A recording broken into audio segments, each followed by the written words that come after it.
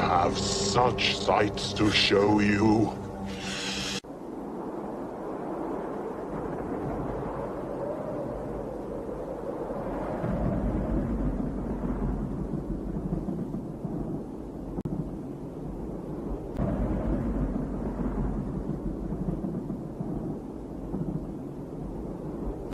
Oh, no tears, please. It's a waste of good suffering.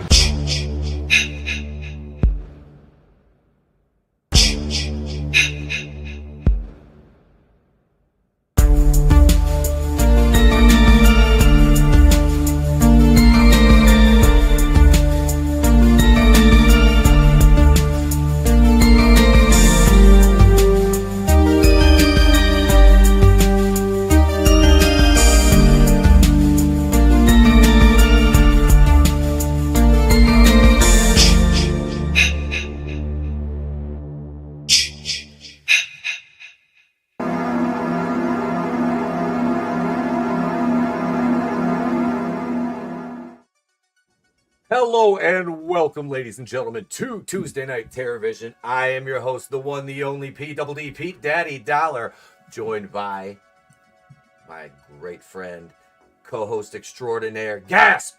It's J-Man. Hey.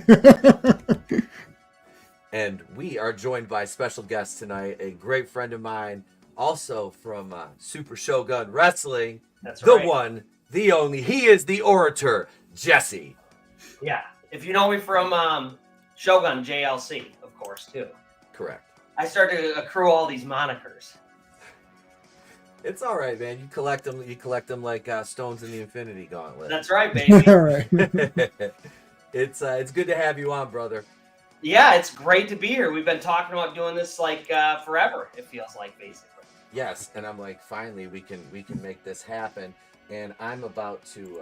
I'm gonna copy and paste your link here.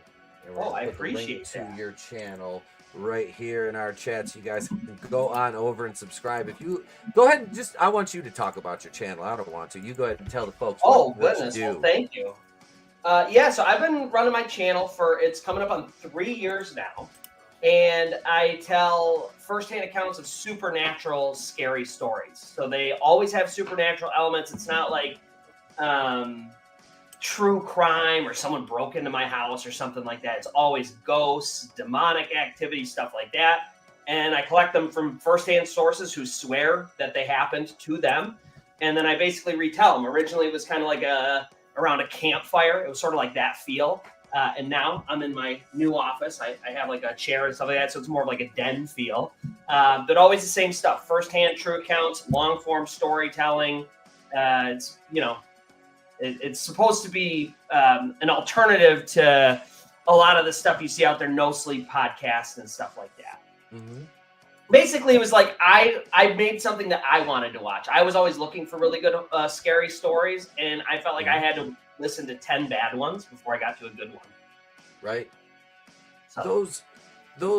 Those type of channels, yeah, it's very hit or miss. And I honestly, and I'm not just glazing you, bro. I love your videos. I do. I appreciate it. I've told you this in person. I love the presentation of it. You have a fantastic voice.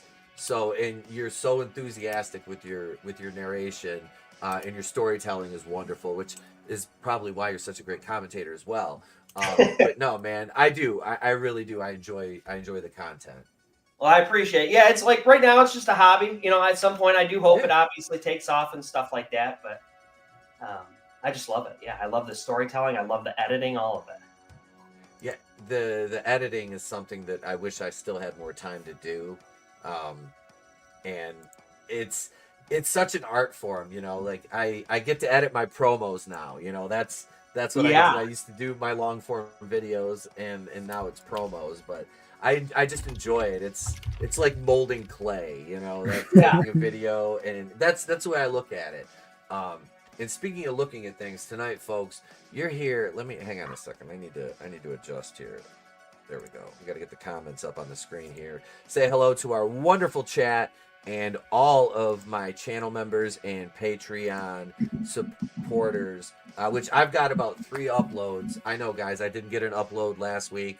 As I told you, I was in the hostel in Berlin for a minute. Went on a little journey there. We're back here. You see Art the Clown's behind me getting ready to Elizabeth Bathory, this poor girl. And the rest of the Scooby Gang is just watching in abject horror. So, no. And then later she'll sue. And then later she'll sue because she didn't agree to it, though she filmed it. But anyway, I don't know. Is that what happened with that actress? Yeah, she's like in a lawsuit with them right now, saying that she was supposed to, they promised her a portion of the film, like in perpetuity. So she's just like, wow, now it's making millions of dollars. So, cha-ching, where's my, I got to get paid. And it's like, it's just not happening. So she's not happy. Oh, yeah. I met her. She was very nice when I met her. So this is pre-lawsuit, I guess. She was really cool when I talked to her, but anyway. But there's the Patreon right there. Our last upload was They Live. I've still got How High and Problem Child, the full commentaries to go up there. How High was a lot of fun to watch. I could watch that movie all day, every day. The Germans provide great charts for your people. God damn it, manliness. Jawohl! Fisky would be laughing at that. It's funny because 3 out of 4 of us on Monday night are either full on or part Jew. So, and if you just listen to the show, you'd be like, oh my God, this is the most anti-Semitic. And we're all Jewish. So it's like, we got the jokes. You can't, it's like, these are our jokes. I don't have my dreidel here. I'm sorry. It's at the other location. But let me roll the footage, folks, because we're going to talk now about the 2007 movie Planet Terror, and I'm gladly taking the copyright for this title.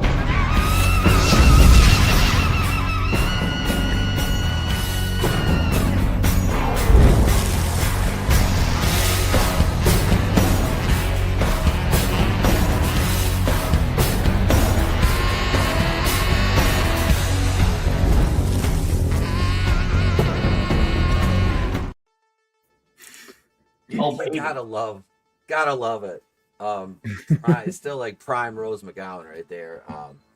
She hit a sense of normalcy post Marilyn Manson, and here she was really good in this movie. Let me say that the cast in this, wow, just damn. It's like all your actors, like when Bruce Willis pulls the mask off, that was pretty cool, right? You're like, what? Oh, yeah.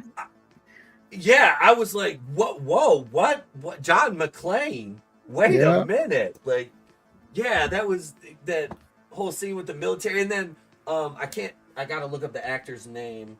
The guy, I know him as Saeed from Lost. The scientist guy who collected the testicles. Naveen Andrews. Yeah. Naveen Andrews is the actor's name. I loved him in Lost. Saeed was one of my favorite characters. But he was, the scientist in this, and the effects in this were freaking just, dude. Yeah, I haven't had this much fun just watching a movie by myself in a lot. Like, this was just like, and it was like audibly like, oh shit, like, there, yeah. And I did Jeff Fahey. Oh, he's awesome. He's in dude is a utility infielder. He can play another guy from Lost. Like, I noticed that there was a couple of the cats from Lost in here, and Michael Biehn. Yeah, this had a damn good cast. Now, so you guys, did either of you see this in the theaters? I saw this in the theaters as Grindhouse. Okay, so the way that this worked was that it was the Rodriguez picture and the Quentin Tarantino picture back to back with trailers in and around the movies. So it was billed as Grindhouse, one movie.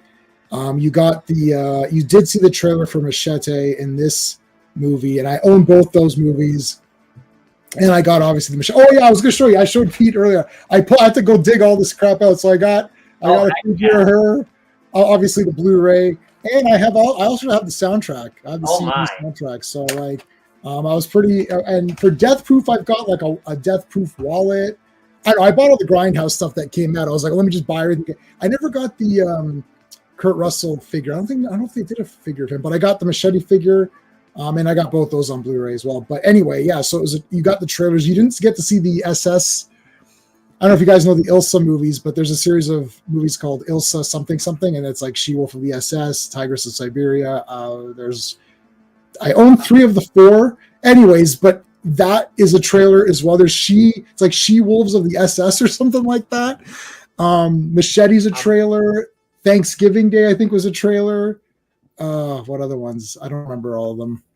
I want to see those movies now. I really do. Like the She-Wolf of the SS. That just so yeah, no, that is not okay. So Ilsa She-Wolf of the SS. Movie? That's a real.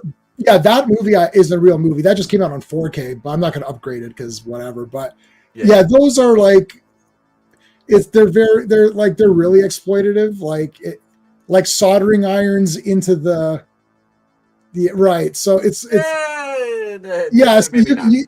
Yeah, I was gonna say we can talk privately, and then you let me my know sensibilities on this. Yeah, like you let me. I did warn you about Killer Condom, but my warnings did not went unheard. That's totally fine. It's on you. You will now. Next time I give the warning, you can. I will never not listen to your advice on that again because Killer Condom hurt me to the depths of my soul. Like and you know what? I had to search to find a good quality copy because I wish you would have been able to find one. Yeah, I don't. Jess, I own like 4,000 movies, and out of the like actual Blu-rays and stuff. So I don't own that one, so I had to scour to find it for you. But I'm like, I was kind of gathering that you might be like a movie aficionado. Yeah, pretty good one. Anyway, so yeah, this was great in the theater. A lot of fun, high energy. Death Proof is completely opposite. Death Proof is more like Faster Pussycat Kill, which is slow. It's got good car chases. I like it. It's Tarantino, so it's dialogue heavy. This one is Robert Rodriguez, energy, fire, constant momentum. The movie never stops moving forward. They have the removed scene, the missing reel, and all of this stuff was supposed to be like back in the Grindhouse days. There'd be a reel missing because that was a sex scene and the theater owner took it home or something and then forgot to bring it back. And there's all this weird stuff about this. And you can see that he put the filters on it to make it all like crappy looking. Tarantino actually aged his movie from what I remember. He didn't just make it look crappy. He actually aged it to look bad or whatever, and then found the missing reel for the release of the Blu-ray because he filmed the missing part, then removed it. In this one, they just didn't film it, so it's about when all of a sudden they're about to have sex, and then it cuts off, and then it comes back, and has completely changed. Like, oh, I didn't know you were so awesome, and everyone's like teamed up, and there's extra people that are there. Like, where'd they come from? There's that like. So I like that. All of this stuff is supposed to be this celebration of Grindhouse. Too bad. They're celebrating something that literally me and my friends who sat there in the theater knew these movies and appreciated them. And we knew Ilsa and we knew all this stuff and we appreciated it, but this did not do very well. I don't think this one did very well at all. Yeah, it made $11 million. And it was $23 million. Yeah. $23 million budget. And that's what it brought in. I don't think they're as bad as I have to say, and Marley Shelton was great. Was it Dawn of the Dead? She was in. I think it was the remake, the Zack Snyder one. Yeah. I forgot. Like, this is out of pocket, man. She was hot as hell in this movie. Jesus. Well, hell yeah. Like, oh my god. Like when she took out her dad took out Thanos. That was pretty dope. I was like, ha! Thanos is in this shit. Or is it who the Cable? was he Marvel? Cable. Yeah, thank you. He's also Jonah Hex. He's Jonah Hex. Right. Obviously, a lot of great actors and stuff like that. I just can't understand the concept of casting the same man in the same unit. Like, there are so many people in the world. Cast anyone else in the world as Cable. Anyone else. We can't find anybody who could be Cable. There's What only was the one guy man. from Don't Breathe? He would have been pretty good. That Stephen Lang. Stephen Lang. Dude, that's a good choice, I think, as an alternate. he was the good guy in Avatar. Yeah, He was the good guy in that. They sure. were the good guys. In the movie, he's portrayed as the villain, but he's the good guy. No, he was the good guy in that movie. He's the good guy in that. they were helping. That was humanity. The world of Avatar is fake. There's no natural predators on Pandora. What fake nature is this? Like, we would all be at one with nature if there was no natural predators. So the Avatar movies are fine. They're good for one-time viewing in 3D IMAX, and then after that, even though I bought them, I never rewatched them after that. I saw the first one, and that was it. I was like, okay, it was good. For the time, the effects were good. The new one, I was like, I had no desire to see it. Like I've seen Fern Gully. I was like, I've seen Fern Gully. I'm like, I don't need to see it in James Cameron, vision. I'm good. I've already watched the first one. It was just like, I know a lot of people that liked it. I'm like, cool. If you liked it, that's, I'm not gonna yuck your yum, as one of my good friends says. You go ahead and enjoy it. So I didn't even watch the first one, and I have a specific reason. So I am a big fan of Avatar: The Last Airbender. Oh, yes. Okay. Watched that show literally back when I was like in high school as it was coming out, and I was like super into it. And I don't know if everybody knows this, but when Avatar the movie came out, they tried to sue Avatar: The Last Airbender people and be like, Avatar is ours. Right. I'm like, F you, James Cameron. Avatar's been around freaking forever. And it like how I was so personally offended. I'm like, I won't watch that movie now. And I haven't. Still to this day, I'm not gonna do it. How dare you? James Cameron can do whatever he wants. That's the dude. Yeah, Fergie, I'm just watching that right now, that part right now. Yeah, I was watching the movie and I'm like, I was like, oh yeah, that's prime Fergie right there. That's 2000. This was filmed probably like 05, 06. I'm like, oh yeah, that was like when she was with Josh Duhamel. That was yeah. When he was on Las Vegas. I love that show. Anyway, that's another side tangent. I won't go off about Las Vegas right now.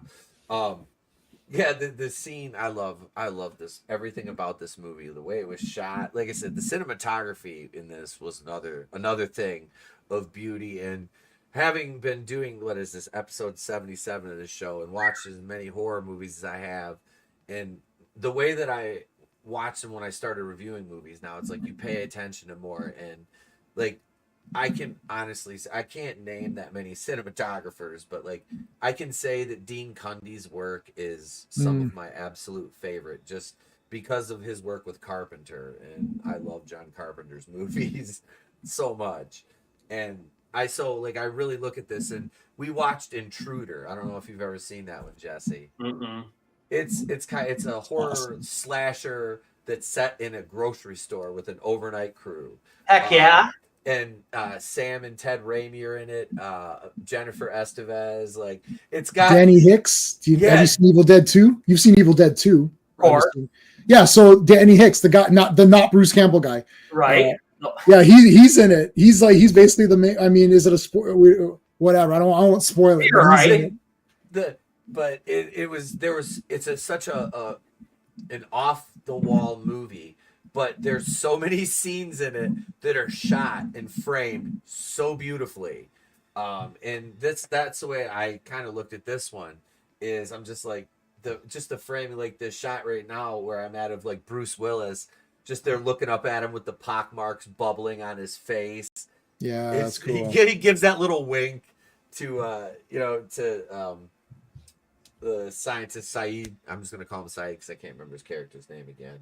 It's inconsequential. Yeah, inconsequential, pretty much. He had nuts in a jar, though, which was kind of funny. I love that as science. Like what's great about this movie is that none of the characters actually make sense in the real world. Like a doctor who's so concerned about saving lives, would he really be, this evil to his wife? Right. Would a scientist who can develop this sort of technology really collect people's testicles. Like, it's all nonsense, but it makes it awesome because it creates this like surreal environment. And I like when a movie starts off and you're like, okay, I understand what's going to happen in this movie. I know what to expect, and I'm going to get it. You can watch the first 10 minutes of this movie and then stop it and then say, did you enjoy that? Yes. Okay. You're going to enjoy the rest of it. You know, one of the reasons I like that so much with this specific movie, or really both, this and Planet Terror, is that when you're talking about like a Grindhouse film, that's kind of what it was. Like, you knew what you were getting into when you went to watch it. We want body horror. We want gore. I want buckets of blood. You know what I mean? Like, that's what we want, and that's what you get, and I love it. Yeah. Yeah. They're not distancing themselves from the material, which is what happens a lot where, you know, they're making a movie. They don't want to commit fully to what they're making. Yep. This was the, I put out the Jason Goes to Hell just to troll Pete. But like, anyways, but in that movie, I use that as an example. They didn't want to commit. It's like, well, you know, we're tired of Jason.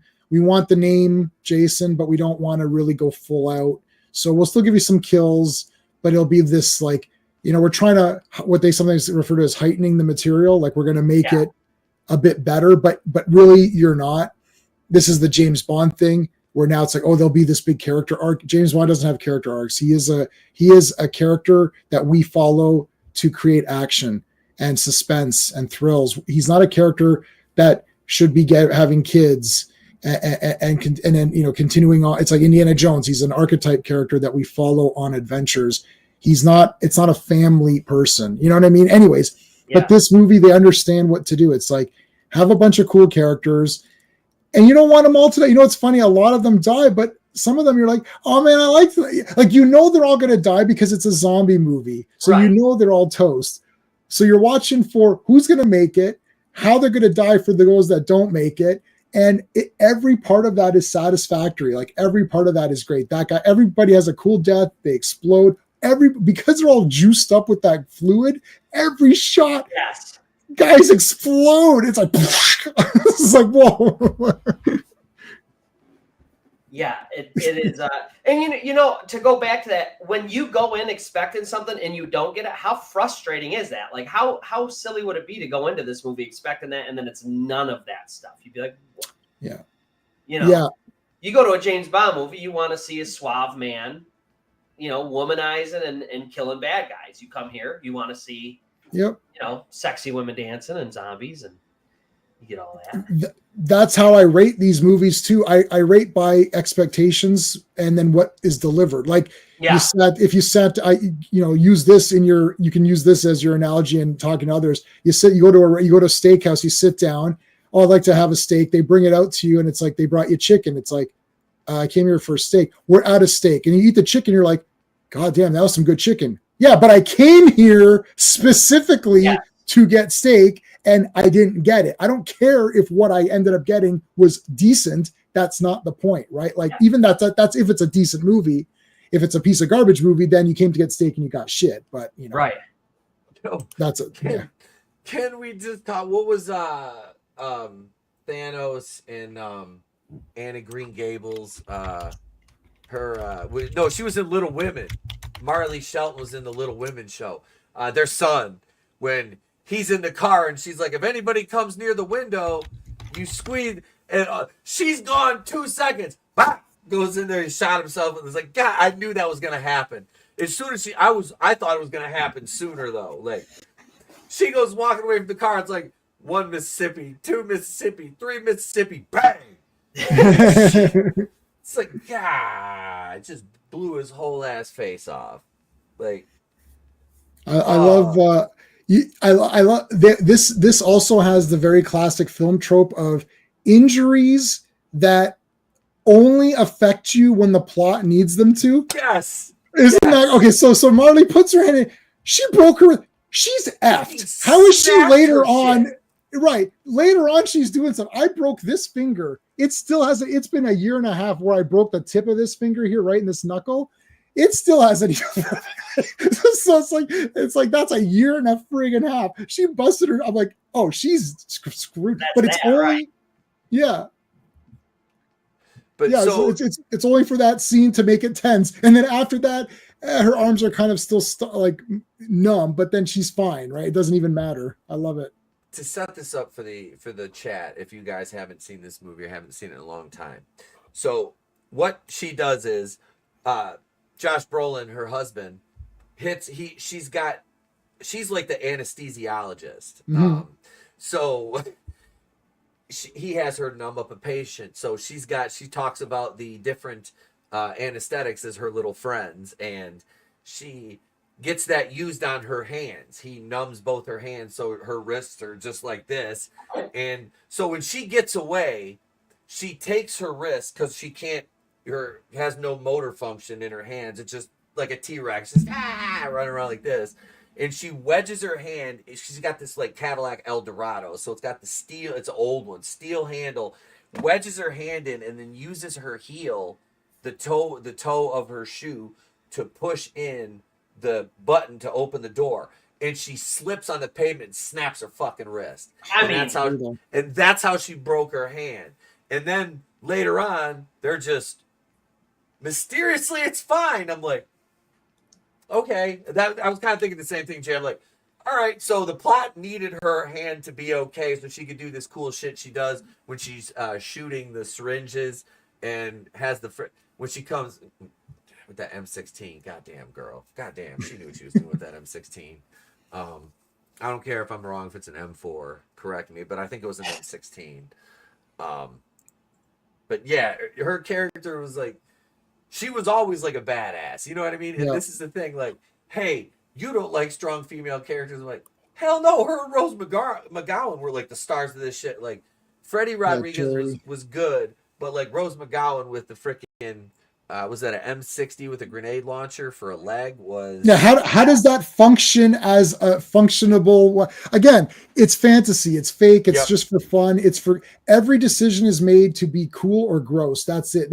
It's either this is going to be something awesome that happens or something gross that happens, and that's it. Like, how does she fire that weapon? Like, how does it connect to her leg? There's no connectivity there. It's just they shoved the gun in and now she can fire it and whatever. And I love the fact it's the same mechanic that Sex Machine uses on Dusk Till Dawn. Exactly. No, I love the fact that they took in account the fact that she's wearing high heel boots, because the minute she removes her boots, she's going to be lopsided. Like it's not gonna. But see, the only reason I think of this stuff because I've seen this movie many times, but I analyze everything. So, and I'm like, how is this going to function once your boots, if she switches her boots, then now it's going to be like, oh, I can't walk. But it doesn't matter because it's for fun and cool. It makes a dynamic image. A lot of the poster, I mean, the Grindhouse poster was the two posters kind of side to side. Mm-hmm. But if you look at them separately, this poster, it was all images of her on the leg. And also, not only that, but they flipped the images because a lot of times, images would get reversed or flipped. Like if you look at posters of like, let's say Escape from New York from different countries, that patch is like everywhere, right? And in this one, her leg switches, but also on the posters, they did fake lines. They did the fake fold lines because posters prior to, I think 1984, 85 all came folded. So a lot of my poster collection, I also collect posters. A lot of my original poster collection is all folded posters, right? So it's hard to get rolled ones from a certain point. Like I've got Road Warrior original poster. You can't get a rolled one. It's folded, but they put the fold lines in the damn poster in the image, which is so cool. Like that is sick. Oh, yeah. I feel like if you go into a movie like this, you have to have a certain level of like a suspension of disbelief, basically. When you are going into the movie as part of the invitation to the movie, they're inviting you to let go of all that. Don't worry about how her gun fires from her leg. Just think it's badass. Right. And that's the thing, and we talk about this all the time. It's the rules of the universe in which the movie individually exists. And these are like a doctor's not going to run around with a glass thermometer in his mouth. Right, it's outrageous, but but somehow Josh Brolin's character makes it look cool as fuck. Like he just does. And it's crazy because like I don't know. Josh Brolin is such a good actor. Like Yeah, he's awesome. I mean, Bran from the Goonies grew up and became Thanos, Cable, and this psychopathic, like abusive fucking husband in this insane movie. I mean, the guy. I mean, his roles. I don't want to short sell anything. I mean, he was an Old Boy, the American version as well. Yeah. He was just in Weapons, right? Did we? I can't remember if we talked about. Wait. Weapons. Hang on. I think I have something for that right here. What the fuck? He's got a Fury Road, or that was his son's room. His son's room has a Fury Road poster. Anytime they show someone's room, I immediately look at all the stuff that they have. Yep. It's like, oh, there's that poster, there's that, like. Speaking of which, things on the wall, Stranger Things. You talk about 80s nostalgia. That comes out tomorrow. I'm gonna binge those after practice tomorrow night, and I'm probably gonna do like a live stream review Thursday, at some point, and that'll be our third. How many seasons of Stranger Things are there? 4 right now. This 4. Is oh, so I'm 5. 3. I'm 3 behind. I only saw season 1. Well, That's frankly, what it doesn't matter. It's been so long since the last season. I feel like you have to kind of rewatch anyway. I just Room Tour? just God. rewatched them. Impossible. Let's see. I thought we'd go see a Room Tour. It's impossible. I have like 150 posters. They're all folded up or rolled wherever. I just got Outland, the Sean Connery movie. Just got that. That's literally. That's behind that one. I got the German poster of that too. It's impossible. My room tour is impossible. Like it goes around the whole. It's not even a room. It's everywhere. With like continues up over there, but Oh my goodness. it's like it just goes on forever. And a lot of the movies I had to put in boxes. I went through and put because my horror movies are all there. It's probably about 800 horror movies. The rest are like, dude. it's a lot of superhero stuff, fantasy, all that. But somebody's mentioned Barbarian movies. I got a shit ton. If you've heard of the Barbarian movie, there is a very good chance I have it. I'm a fan of Peter and David Paul, the Barbarian. Oh yeah, brothers. for sure. Dude, think big. Barbarians. I did a review of I did one video on an article about those two, and it got like a couple thousand views. Like people love those guys. Their movies were so much fun. Like my dad and I used to watch those together. It's funny. Like it's my mom was the one that got me into like wrestling and all that stuff and horror, and then like my dad like would watch the Conan movies and shit like that because like my dad was into bodybuilding, and so he still is. He's 78, but yeah, like we just cleaned up the weight room the other day. Hell yeah. Yep, it's all like classic Mustang parts everywhere. Awesome. And so we had to like reshuffle things and move them around to clean up the weight room area. But somebody mentioned Yor in the chat gap. Yeah, so I mean, you can mention whatever you want. I know the person who just translated the Yor comic to the first time in English. They just posted on Kickstarter. He's a friend of mine. Like, and I actually know him. He translated the Yor comics. He's actually met the director of the Lou Ferrigno Hercules movies and Star Crash. He's gone to Italy to talk to the guy. I have Yor on Blu-ray. I own every lobby card for Yor in both sizes. I have the original theatrical poster of Yor right behind the Temple of Doom poster. I have the soundtrack on CD for Yor. I run the Yor Facebook group. So I'm going to go ahead and say I'm a fan of Yor. Yeah, I was going to say, I've seen you do a lot of stuff with Yor. So yeah, and I think my old account was in the Facebook group. I don't know if my new. Yeah, I can't keep up with you. I backed this sucker. I backed this sucker, Barbarians, and I backed, of course, the post-apocalyptic Italian movies are all awesome. We're gonna do those. Pete, I'm gonna get you to some of these, man, for sure. I'm ready for some more like Argento and Bava stuff. We'll do Deep Red because that's on Shudder, so I don't have to find it. And I've got that on 4K. I think I now have every Argento and almost every Fulci on 4K. I've almost upgraded them all. So it's that Deep Red. I went on the Facebook group and everyone said, tell your buddy to do Deep Red. And I was like, I'm going to do Tenebrae. I got a bit of pushback. I got a bit of I said I'm confident in Tenebrae. Let me go with that, and I knew that was a success. Yeah. Wait, hang on. I think I'm better than the Facebook group. I know they Deep Red is good, but Tenebrae, I was like, I got to go Tenebrae. Anyways, that's my own. Oh, I don't have it. I don't know if I have it on this one. I've got. I used to have the Tenebrae theme song over here. I've got this one. Oh, it's awesome. I've got the. You know what movie this is from? Blood and Black Lace. Yep. That's a great movie. That was so good. Yeah. That was good. I'm very good. We get sidetracked so easy. Yeah, well, and it's still horror related. The thing is, this movie is so awesome that there's nothing really critical you can say. Like, it's better if we get a movie that isn't that awesome, but like, it's more fun to talk about the awesome movies. It's like, I love the, okay, so here's something I'm gross. I can watch Terrifier, no problem. I can watch Terrifier while eating dinner, not a problem. I hate where like pimples or bubbles are popped and like, it just, I grow anything else. Human Centipede, I don't think I could do that while I'm eating dinner, but that when that tongue burst, I was like, that's gross. And it was like, gross.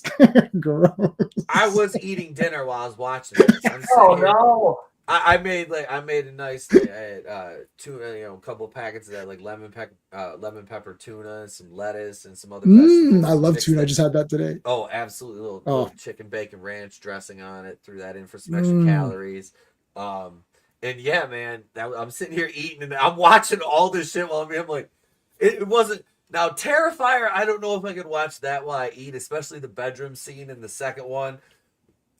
That shit hit a little bit different. The first time I saw that, literally, I watched that with Tyler, who's incidentally on next week. And I watched that for Patreon with it. And I had to, I went off camera and I'm like, I turned away. I'm like, oh, God. Like, oh. And then the second time I watched it, I'm just appreciating it for the special effects. I'm like, okay, you've gotten through the first viewing. Now you can rewatch it again and actually watch it. Right. This one, there was no points where I had to turn away or anything. I was more just enthralled with the fact that there was just badass special effects. And then speaking of special effects, Tom Savini in it, he gets his finger bitten off and he gets freaking chucked against that car and he still survives.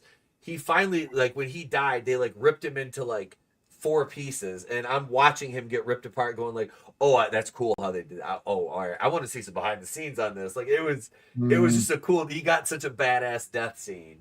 A lot of Dead Alive references. Now that Pete, now that you saw Dead Alive, whenever we watched that one, you could see there's so many, how influential Peter Jackson was we watched Bad Taste. We did Bad Taste as well, right? Yeah, we did. Yeah. So you could see so much stuff is just almost just completely taken almost exactly from that. Or he's just about to break her hand in the car door here. We watch. So Jesse, we're watching the movie while we're streaming. So that's why. Okay. Yeah, I don't have this movie committed to memory. You're totally right. I have it on. I was actually just watching the part where they throw Tom Savini against the car, and it's he fucking smashes it in. Whose body could ever? He's just a human. Totally destroys the cop car. He's more or less all right. He doesn't even have an Iron Man suit. Yeah. And just off topic, that Iron Man suit, and even though I love Iron Man, he's just that's not feasible. Your body cannot take that amount of beating. No matter what you're wearing. It's all fantasy. I love it though. I ain't knocking Iron Man. Yeah. So same here. Same with this. Everyone's just doing whatever they got to do to get the plot moving. Yeah. I like when there's this has sort of a built-in excuse too, which is if something looks bad or looks, the effects look bad, or if something is off, you blame it on the Grindhouse. It's it's a Grindhouse movie. That's why it looks like that, right? And then so this movie has all the positives going for it. If it looks cool and you thought it was awesome, well, yeah. And if you thought certain things were bad, it's that's what Grindhouse is. And I don't think people really knew what to do. No, I have it. I have the Italian miniseries. It's 4 hours. He's talking about Your. Your is actually a 4-hour Italian TV show, which I do have that. I don't have that officially. I have that, pirated. It's around, buddy. Yeah. Just search for it. You'll find it. Anyways, yeah. So it's got this built-in, it's Grindhouse. I think people just didn't know what to make of it. I don't know why. Like both movies are awesome in their own way. I actually know a lot of people that loved Death Proof and hated Planet Terror, and I know people that loved Planet Terror and hated Death Proof. I liked both. They're completely different. I can see how you might enjoy one. They're totally different. But Tarantino is more of a film nerd guy. Like every movie that he's ever made, I know exactly where he got that reference and everything. I'm like, oh, that's this movie, that's this, that's this. So like when I'm watching Death Proof, I'm like, oh, it's Faster Pussycat Kill Kill. I have that movie. It's the cars, the girls. It's like the girls beat the crap out of him at the end. That's literally the beginning of Faster Pussycat. So it's like, I understand what he's going for. And when I was watching Death Proof, I'm like, okay, I understand what he's doing here. This is not going to be the same. And I think a lot of people might check out. And those two movies were put together. I think people probably thought, what is happening? Why is this like a 4-hour experience? I also remember when it first came out, there was a lot of like confusion about like who directed what and who's involved on what. And wait a minute, I thought this was a Tarantino thing. I thought this was a Rodriguez thing. There was a lot of that. There was. Even with From Dusk Till Dawn, though. Even with True Romance, finally got Pete to watch True Romance. Same thing. To me, that's like a pseudo. I mean, it's Tarantino, but Tony Scott's awesome. Like it's weird. It's a weird hybrid because like, what's great about True Romance is it the dialogue and characters, which is Tarantino, or is it the crazy direction and just like the constant like momentum or whatever. I don't know. Rodriguez is like one of these fast cutting. You could tell Rodriguez movie like the Machete movies are awesome. I love both of them. I really like Spy Kids, at least the first two. Yeah. And Machete's in those movies, which makes it even more awesome. And he's Uncle Machete, so that means it's like in world. It's like this universe somehow. Yeah, the Spy Kids are in the same universe. He's got the twins, those the crazy babysitter twins or whatever. They're in. Yeah. I think they're the crazy nurses. It's like they're literally the same characters, except they're just nurses in Machete. It's like, okay. I like where it's like the same people are just used, and Jeff Fahey is used all the time. Lawnmower Man, he's there all the time. So I like where they use the same characters. Good night. That's a movie I haven't seen in forever. Which one? Lawnmower Man. Oh yeah. It's not Brosnan. high art. Yeah. Yeah, I saw it in the theater. I thought the ending was cool. The phones ring. That's kind of neat. Has nothing to do with that Stephen King story. They just take the names. It's like, oh, it's the Lawnmower Man. Did you read it? It's like, I didn't read it either. I'm not knocking that. I'm just saying it's like, it ain't that story. But now she just got the leg. She's got the peg leg right now. And they didn't cheap out on that. I actually thought that I basically thought that she's not going to have her leg removed till the end of the movie. And I thought that might be the last 5 minutes, but actually gets cut off pretty early on. Yeah. And she's stuck. And I mean, obviously that's CGI. Halfway through really is when she gets it. And that's all CGI, right? I mean, at that point, that's a lot of work. Oh yeah. To have that just be a cool thing that people might dismiss. I don't like someone dismissing something either. It's like, oh, that's stupid. Like I hate reviews where it's like, oh, that's stupid, or that I don't, like, why is that happening? Or I don't know. You're watching a movie, right? Like, it's a movie. So what were you thinking was going to happen in Planet Terror? I don't think anyone who went to go see Planet Terror walked out thinking that was garbage, who wanted to go see it. It's built in. Yeah. Why would you, like, my wife's not going to, she's like, Planet Terror, this looks like shit. I'm not watching it. I'm like, right, you'd probably hate it. So, fair. Yeah, you should know what you're getting into when you go into it.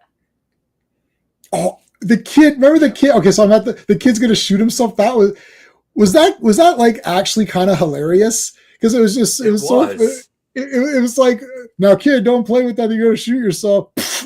Like idiot. Like idiot. I know. I'm like, as soon as she gave him that, I'm like, oh yeah, he's little Billy here shooting his face off. Like that's gonna happen. Like this should be a fucking PSA for bad parenting. Like I guess it's in the event of an apocalypse. I mean, he kind of reminded me. First of all, let me say, in her defense, all right. Now, subconsciously, she might have been like, it's like, I don't want to take care of the problem because he's my kid. He's gonna drag me down. I'm gonna try to save him, but the kid brought a fucking turtle, a scorpion, and a tarantula. And he was like, "Where's my pocket bike?" She's like, "In the trunk," which comes into play later. And it's just like, I don't. She's like, all right, here, just hold this, and bang! Oh no, But she did carry him around for a while, and she was going to her dad's house, which he was a badass too. Yeah, he's he awesome. was the old lawman.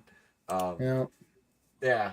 It was. Oh, here I'm a little bit behind you because I'm at the scene where Savini's about to get his self yeeted into the car.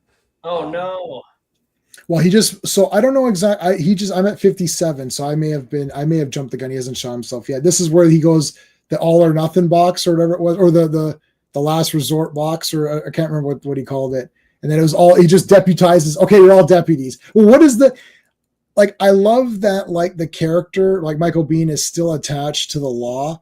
Like, clearly it's a free for all at this point. It's anarchy.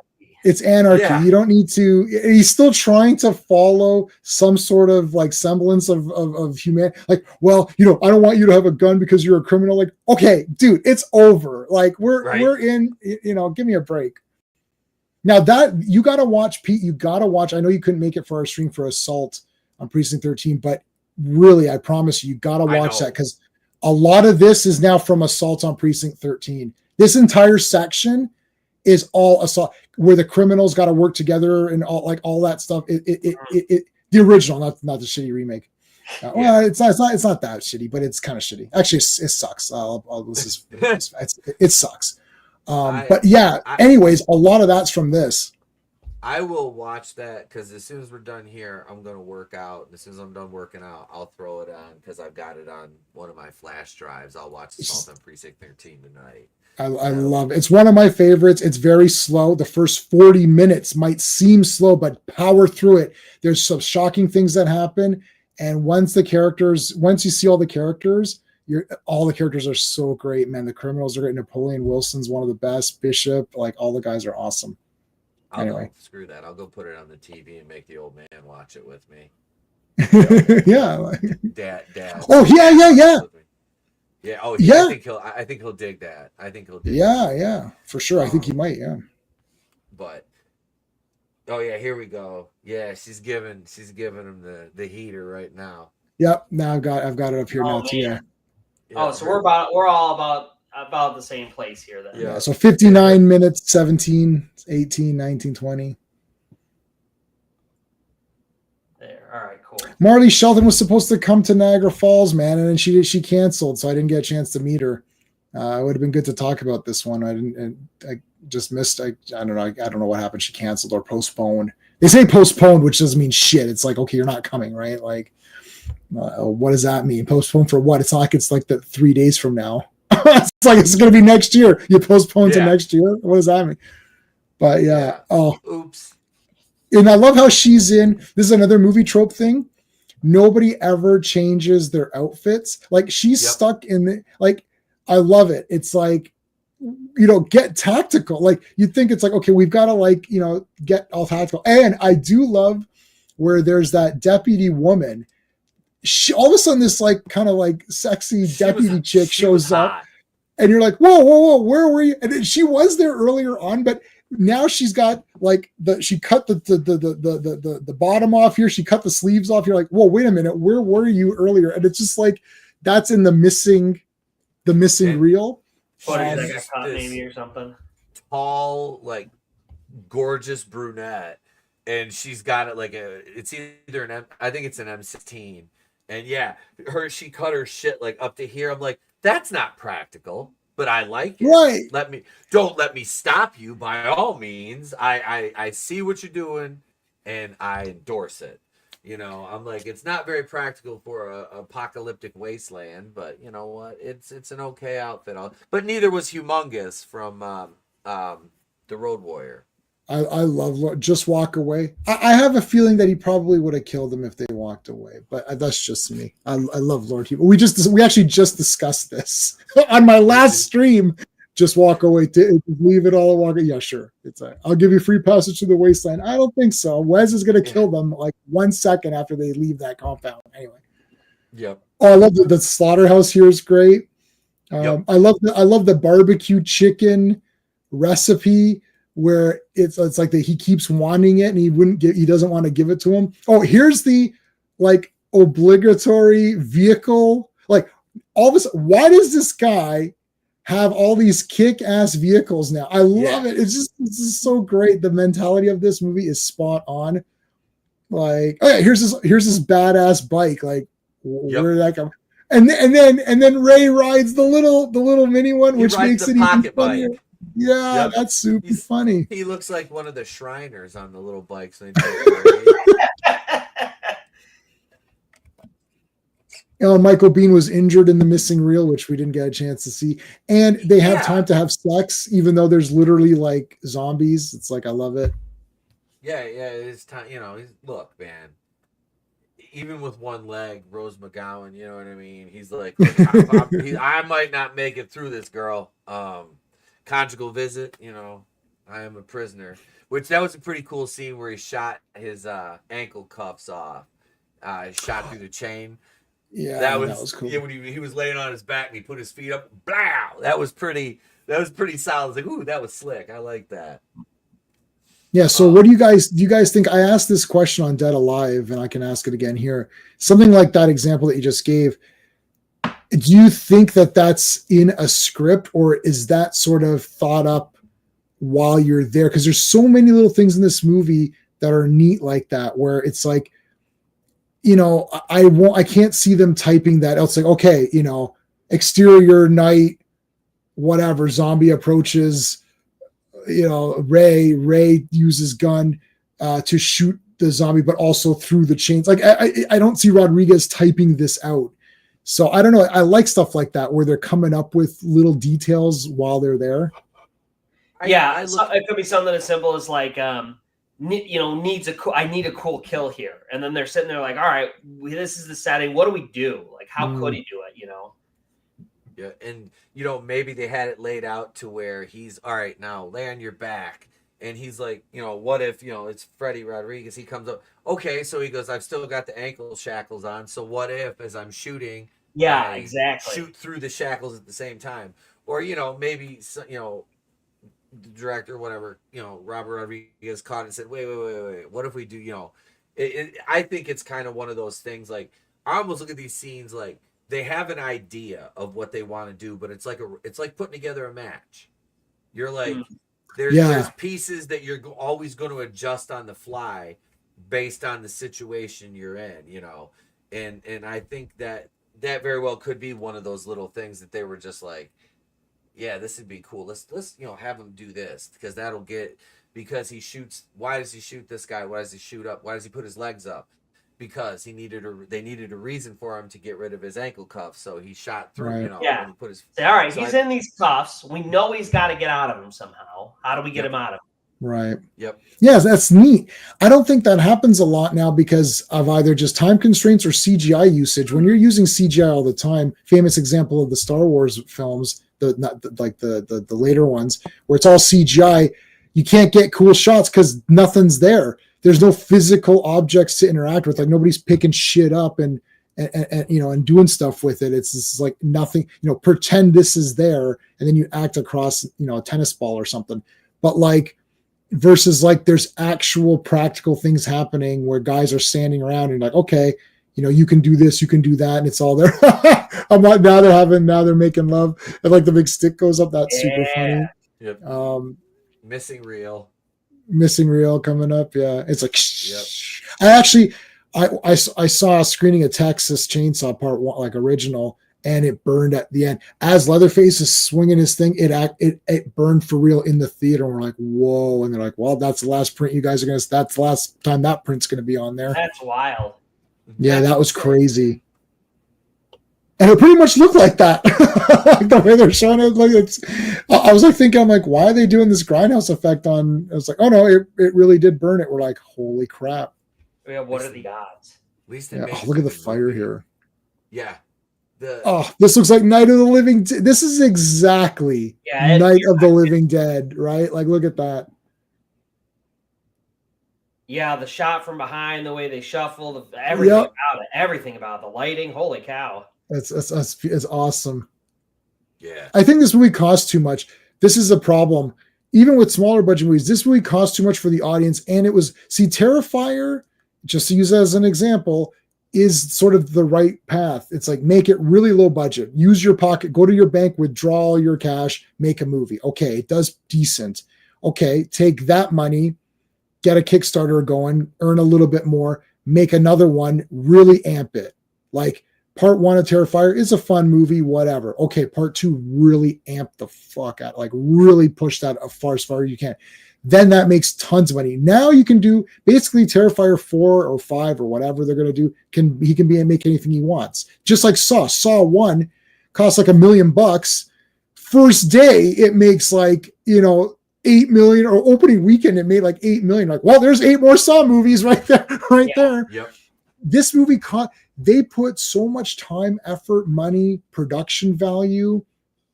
They put so much into this movie that it almost sabotaged itself. It was never going to be, it's called Grindhouse. Like, people are like, is the movie called Grindhouse? Yeah. Is it 3 movies? Is it 2 movies? Just as Jesse said earlier, so Tarantino directed these movies? No, he didn't. Well, he directed and wrote one of them, but the other one not. So, okay, wait, which one? Who's the other guy? Rodriguez? Oh, so it's like From Dusk Till Dawn? Well, not really, because they're separate. Oh, like, they're just like, I'll just go watch something else. Yeah. I don't know what came out in 2007, but they'll just go watch something else. The marketing kind of sabotaged the films themselves, And yeah, I see that as an issue too. If you're going to do a movie like this, you can't put an astronomical amount into budget. You can't. You're never going to get the ROI. It's never going to happen. Not only that, but I feel like with a movie like this, it's better not to anyway. Yes. There's something like, you can tell. Yes. The director has to get creative. Yeah. Say, all right, I don't have the money to make this a big deal. How the hell do we make it look cool without it? And that's where magic happens with a movie like this, in my opinion, anyway. And yeah, I think Tarantino and Rodriguez were so excited as personal fans of this sort of film. Yeah. They got so excited to make this that they almost didn't care if it was going to make money or not. And that's how you get cult status. You just it's like Ed Wood. He just wants to make movies. He doesn't care if people like them. In his mind, they're great. Same thing here. And for the fans, the few fans who got it, they're appreciative of that. Oh, you guys, thanks. You understood what we were trying to do. We appreciate you guys. Unfortunately, there's not going to be a Grindhouse 2. Like, I started to think, wouldn't it be great if every couple of years 2 other films, like kind of like a VHS or whatever, like you get other guys to do a double feature. It doesn't have to be Tarantino or Rodriguez every time. You get other guys, right? I can't remember, like maybe like, Alex Proyas, and then you get the guy who did You're Next, or, like, because Jason there, who did anyway, whatever. You get those, 2 other guys come in and do 2 pictures. They advertised that werewolf thing. Now Machete did get made, but they're not making Machete 3. It's pissing me off. I want my Machete Kills Again in space. That was supposed to be the 3rd one. And Leo DiCaprio was supposed to be the villain. At least it said in the trailer, Leo DiCaprio. It's fake, but they say, but he's in a mask. So it's like the masked man. It's like Leo DiCaprio is the masked man. So he's literally just in an iron mask, like the Musketeers picture. It's supposed to be Leo DiCaprio. It's like, clearly it's not him. But, anyways, they didn't make part 3. I'm super pissed. I want my Machete. It's called Machete Kills Again in Space. That's what I want. I want that to come out. I've never seen a Machete movie. I watched the first one, and it is exactly what you expect and everything you want. Danny Trejo is It's just Awesome. crazy to see what that guy does at his age, and I think part 2 might be even better. Like it's just it's just more amped again. Yeah, the absurdity. They just pushed it. And Mel Gibson's the villain. Nice. About how like you take Friday the 13th for example, and Halloween 2. You look at the first movie, or Hellraiser and Hellbound, Hellraiser 2 are a good example of. The first movie is awesome, but the second movie, it's like, ooh, like that just, it hits just. Friday the 13th Part 2 is like that. Like, I don't mind the town that dreaded sundown, Jason. Like, he was, yeah, it worked very well coming off the first one, given that Jason he was nothing but a gag at the end of the first movie. So yeah, you can see that with sequels, like you're talking about Machete 2. Yeah, where they're like better than the predecessor. You know, I mean, my personal favorite Friday the 13th is Part 6. I mean, that's, you know, I love Jason Lives. I fucking love that movie. Yeah, it is excellent. To me, that's when you first get, like, when you think Jason in your head, that's it right there. Yep. Yeah. You're like, oh, that's Jason. That one got played a lot. So I'm in Canada. I'm Canadian, so like we watch like our TVs with our bunny ears, and we like try to move them around. So no, but that used to play on, I guess, TBS. You guys would have had that. So we had TBS, Turner Broadcast. So we had TBS here, and that Jason Lives would play on that at nauseum. It'd also play on our channel here, CTV. It would just play that all the time, and because there's no nudity in it, the sex part was cut very quick. Like it just cuts to her like saying, "Oh, what's that?" and she gets off. You know, so it's like that's really it, and the rest of the kills can be easily shadowed. Like it's not too crazy. So because that played all the time, that zombie Jason became versus the mentally challenged or mongoloid, I don't know, like that. Right. That's like that kind of Jason. That's for the fans who started from the beginning watching all of that stuff, right? To see the progression.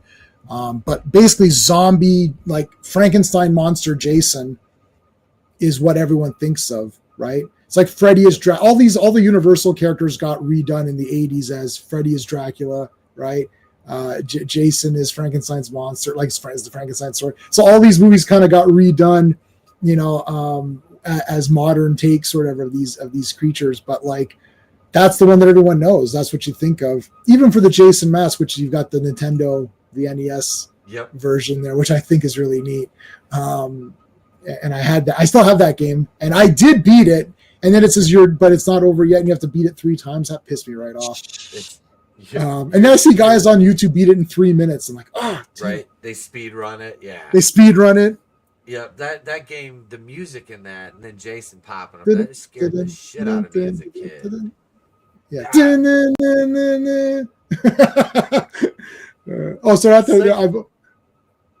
Go ahead.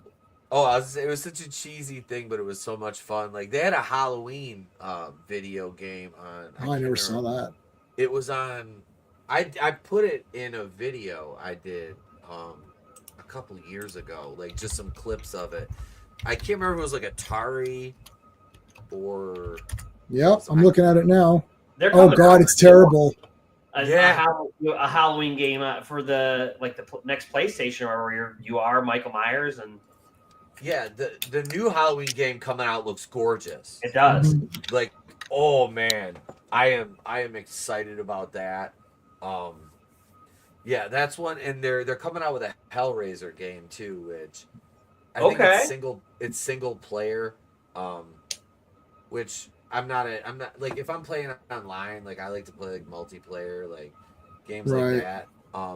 But it'd be where I love Hellraiser, so it's worth checking out, I guess. You can let me know on that one. I can't wrap my head around how that game is going to work, because the Cenobites are very passive characters. Mm-hmm. Like, they don't do, like, Michael Myers is a proactive character. He goes out to seek, right? Like the Cenobites, you need to Yeah, like what are you gonna play with them in hell? Like, Or, yeah, I don't know. like- I have no idea. Like, yeah, that's, or maybe maybe it's going to start with a cutscene of you opening up the lament configuration, then you're in hell, and then the rest of it's in hell. But maybe it's something like that. I wanted to mention, I love that they introduced this idea that there's a cure. See, this is a pure zombie movie, which is nothing's really solved at the end. No. That's one of the things that I caught this when Walking Dead was at its starting off and it was really going up in popularity, where people didn't watch zombie movies. They were completely confused. I didn't realize how much the general public didn't understand the way zombie movies work. It's like, no, they're not. Everyone's going to die. Like when characters on that show start to die, and I remember people at work being like, this character died. I'm like, yeah, everyone's going to die. It's like, it's a zombie movie. Everyone dies. Like, and your normies didn't understand that. But this movie, again, there could be a cure, and we've got to get to my laboratory. And he gets killed, and you're like, his head is I guess that's not happening. I guess that's not happening. Anybody? What did she say? Anybody else? Was it a molecular biologist? Some crazy shit like that. No, didn't think so.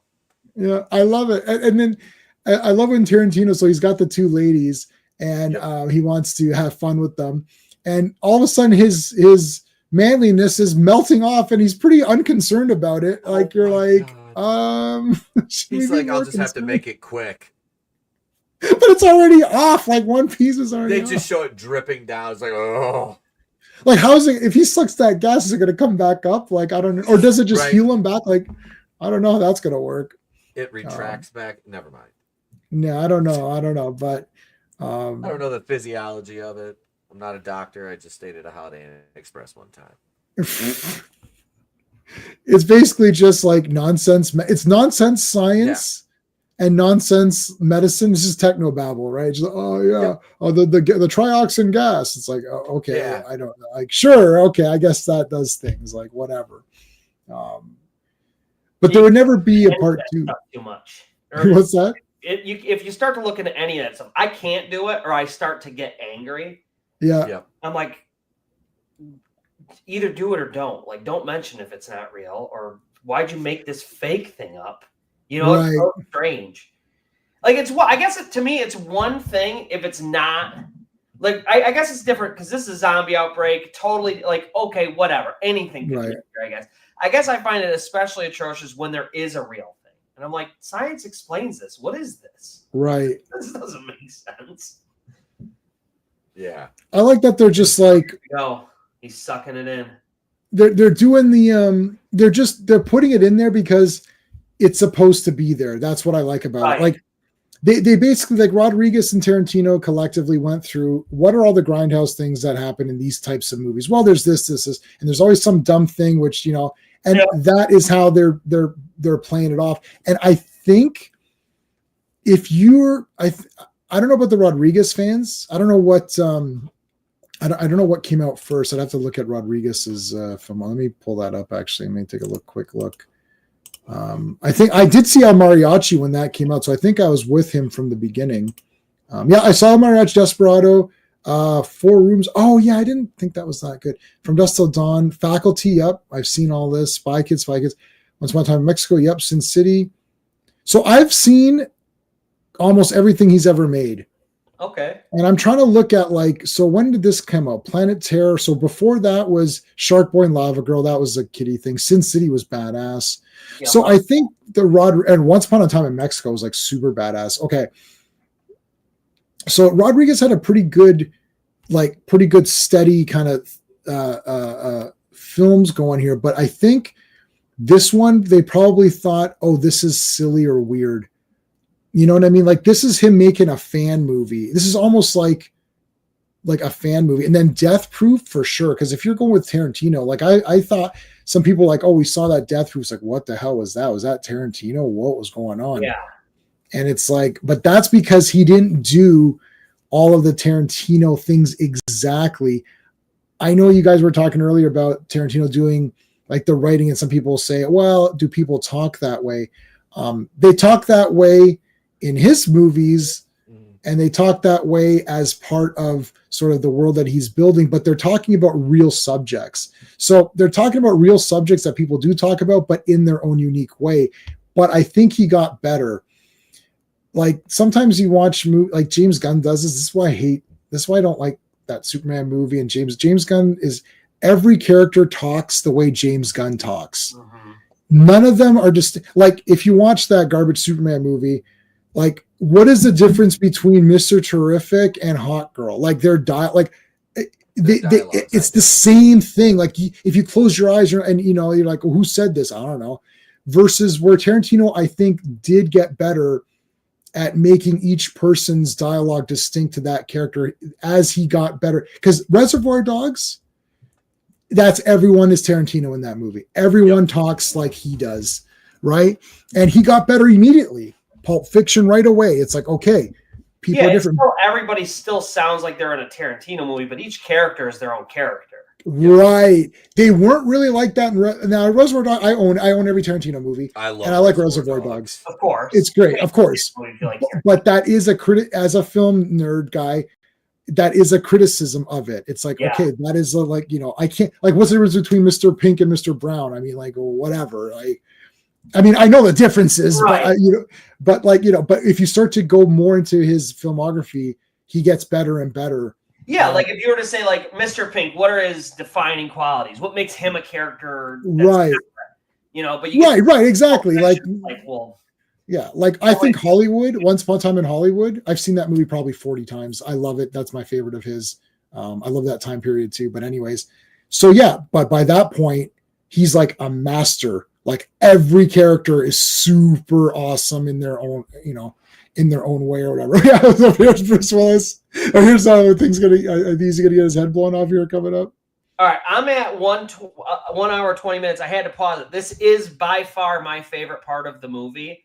I laughed so hard the first time that I saw this part that I almost threw up. It's when Bruce Willis comes in and Quentin Tarantino just went down to bang the two girls, and he's like, right. Get Lewis down here. And like, he's getting his dick wet, sir. Yeah. Right. Yeah. He's like, get him down here. Get him down here. I don't know if it's funnier because it's Bruce Willis, but it's like, I don't know. It's brilliant dial. He's getting his dick wet, sir. Who you would never. It's just so crazy. I don't know. I remember the first time I laughed so fucking hard. Well, it's funny because it's like Bruce Willis is trying to get down to business, right? Like I got shit to do, but then he turns into that monster or whatever, which is kind of neat. It does have some interesting quality. Like the movie does have some serious things where I just saw it where Cherry Darling does her stripper thing that she can move, like put her hips up or whatever, or put her pelvis up. But like the girl says is like at one point in your life, all of your, you know, useless talents are going to somehow come into play. And they do that in this movie. There was a bit more thought put into it. There was that whole thing where Marley Shelton and Fergie were they lovers or were they just best friends? It was a bit vague, but you could infer they were lovers, I would think. And they were going to run away together with the kid. They're going to take the kid and run off. And there is tension there.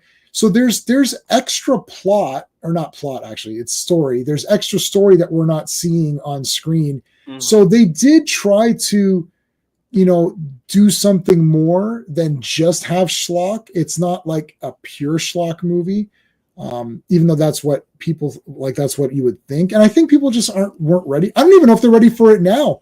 I don't know. What are people saying about this movie now? Or is this just forgotten? Let me see what the 77% on Rotten Tomatoes, which Rotten Tomatoes can go take a long walk off a short pier. They're trash. Yeah, right. But we just use them as a number just to, you know. It's a baseline. At least with an audience score, usually you can kind of get an idea of what most people think. Yep. So 77, is that good? That's good, right? That seems good. Yeah. Honestly, I feel like that's good, especially for this type of movie. Like, you're going to get a lot of people who hate it, so there's for sure going to be super negative reviews of people who hate gory movies or all that kind of stuff. So, yeah, 77, I would say, I'm actually surprised it's that high, maybe even. Right. I don't know what Death Proof, what's Death Proof at? Just says... I feel like it's got to be higher. So Jesse, you've seen both. Did you like Death Proof equally, or did you like that Death Proof better? Gosh, what a good question. I don't know. I love Quentin Tarantino's dialogue, and I love his story structure so much that when I go into a Quentin Tarantino movie, I'm like, I don't know. It's like, it's almost like going into a Wes Anderson or something like that. There's certain directors where it's like I go into it wanting that director. So I have definitely a big love for it, and for Kurt Russell, which I mean, I don't know. Obviously you can't say it's Kurt Russell's best movie by any stretch of the imagination, but damn, is he good in it?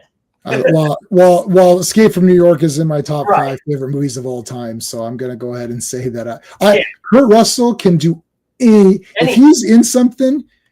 As soon as I heard his voice in Once Upon a Time in Hollywood, he's like, "That's a big fucking lie." I was like, "Yeah." He's like doing that. I was like, "I love it." But yeah, no, he is that movie. Yeah, just in that one movie, he is funny. Yeah. He is sinister and scary, but he, at the same time, will say something that is both of those things. You're like, that's funny, and I'm kind of creeped out also. When he turns the wrong other way, it's like, which way you going?